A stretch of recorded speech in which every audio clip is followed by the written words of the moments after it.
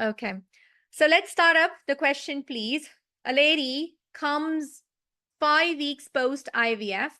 And when she comes 5 weeks post IVF, she has mild bleeding. Now I'm sitting in the Pearson Center, everyone. We are practicing the questions, how the question comes in exam. Ultrasound showed intrauterine empty gestational sac of 21 mm. Immediately when I am doing early pregnancy, I would always see gestational sac and I would always see the crown rump length with very, very strong focus because that makes a change. The diagnosis rather than the next step. Now, why am I putting this here? In 2015, we had a question. I need an attention, please. Every word which I'm saying, you people would see that I'm ringing in your ears in exam, okay? So nobody's going to sleep for 3 hours. I need your 3 hours, please. When you guys would be sitting in the center, there would be 3 types of questions. 1, diagnosis of this condition. 2nd, what is the next step? 3rd, what would be the final or the eventual management plan for her? So you always have to make sure that you read it. They can ask all of it. So it's not that we close our eyes and we do the recall questions. We can't do that. We can miss out the answers in that case. Okay? See what they're asking.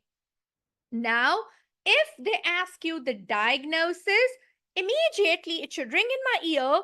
Come on, what is the gestational sac? I would go back and see 21. Can somebody tell me the cutoff of gestational sac quickly? What is the cutoff of gestational sac where we come to know? Very well done, Ishikiran. Very well done, Osama. You guys are amazing. Sharmila, 25 mm. Now, I would see that it's 21 mm. That means it is not reaching to the viability state, right? We are not sure about the viability at the moment. If it is 21 and they are asking about the diagnosis, my answer would be pregnancy of uncertain viability. But it doesn't mean that every time the question would be same. I changed this question and I changed this question with this gestational sac as 26 mm and it is empty.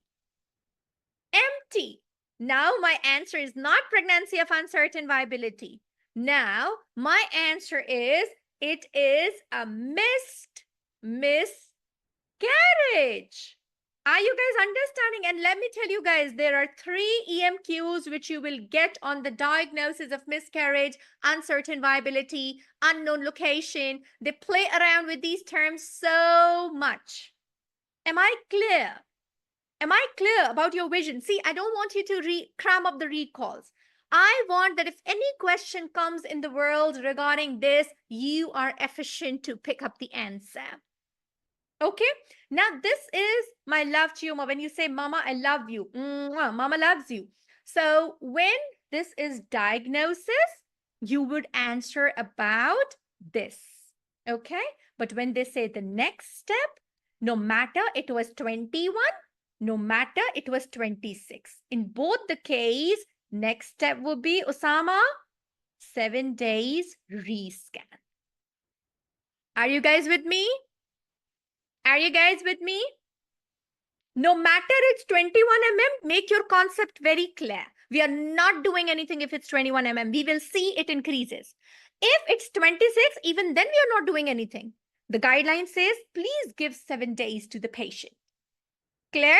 Even then, Ananya, remember, the guideline says the gap is on the benefit of doubt for the patient, right? When second sonographer has done with a gap of 7 days, then it's not need. When second sonographer has done on the same day, Ananya, then we have to do that because we need 7 days. Why, sweetheart? Because just to give a benefit of doubt that it might be a late conception.